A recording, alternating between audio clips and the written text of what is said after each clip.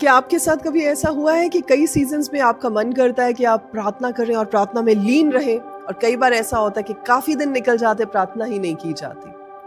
ये कोई spiritual laziness नहीं होती है, ये एक स्पिरिचुअल कंडीशन है जिसे पहचानना, डायग्नोस करना और फिर उसे ब्रेक करना बड़ा इंपॉर्टेंट होता है। अगर किसी को आदत पड़ जाती है बिना प्रार्थना की जिंदगी को जीने की, कंफर्टेबल हो जाते हैं, तो ये एक प्रेयर कंडीशन है जिसे ठीक करना जरूरी है।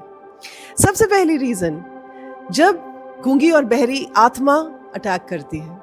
प्रोवर्ब्स 20 के 12 में लिखा है कि सुनने वाले कान और देखने वाली आंखें दोनों परमेश्वर ने बनाई है।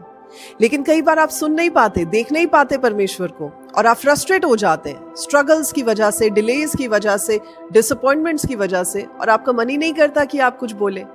उस समय इस आत्मा से अपने आप को छुड़ाना कैसे है? आपको परमेश्वर के बारे में जो पता है उसको जोर जोर से बोलना शुरू करें। अगर परमेश्वर दयावंत है, परमेश्वर की करुणा आपके साथ है, परमेश्वर फेथफुल है, तो इस बात को डिक्लेयर करना शुरू करें, और ऐसा करने से वो गूंगी बहरी आत्मा आपको छोड़कर चली जाएगी। दूसरा कारण, जब कोई इंसान चुप्पी के क्षेत्र में जाकर बस जाता है। भजन संहिता 94 के 17 में लिखा है कि अगर परमेश्वर मेरे साथ ना होते तो मैं उस चुप्पी के स्थान में, उस मौन रहने वाले स्थान में बस जाता। Actually this is a very dangerous position. योना नबी ने भी देखिए उस जगह पर प्रार्थना की थी। आप भी कर सकते हैं। हो सकता है इस समय आप परमेश्वर को नहीं देख पा रहे, नहीं सुन पा रहे, लेकिन जो जो अच्छे काम, भलाई की चीजें परमेश्वर ने आपके साथ की हैं, उनको डिक्लेयर करना शुरू करें। उन टेस्टिमनीज को रिपीट करना शुरू करें, उनको बोलना शुरू करें जो आपने पहले देखी हैं।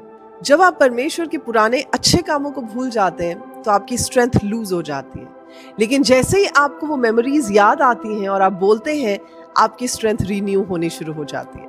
तीसरा कारण है प्राइड, यानी कि घमंड। प्रोवर्ब्स 16:18 बताता है कि गिरने से पहले घमंड होता है। घमंड आपको बिजी कर देता है, आपके सक्सेस में बिजी कर देता है, आपके कामों में बिजी कर देता है, और आपको ये कहने पे मजबूर कर देता है कि आप ही सब कुछ हैंडल कर सकते हैं। लेकिन याद रखें, टॉप पे रहने का एक ही तरीका है, अपने आप को परमेश्वर के सामने दीन करें। ब्लेसड होते हैं वो लोग जो अपनी प्रार्थना में समय बिताते हैं, और सफलता में भी सबसे सेफ जगह वो होती है जहां पर आप दीन होते हैं, परमेश्वर के सामने नम्र होते हैं। तो आज इस बात को डायग्नोज करें कि आपने प्रार्थना करनी क्यों बंद कर दी। क्या आपको सब कुछ मिल गया इसलिए, या आपको प्रार्थना में कुछ मिला नहीं है और आप डिस्करेज हो गए इसलिए आपने प्रार्थना करनी बंद कर दी है, या फिर आपको ऐसा लगता है कि इतना लंबा समय निकल गया है, प्रार्थना का जवाब तो आया ही नहीं, परमेश्वर शायद अब करना ही नहीं चाहते।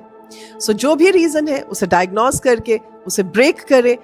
अगर इस मैसेज ने आपसे बात की है तो आप लिख सकते हैं कमेंट सेक्शन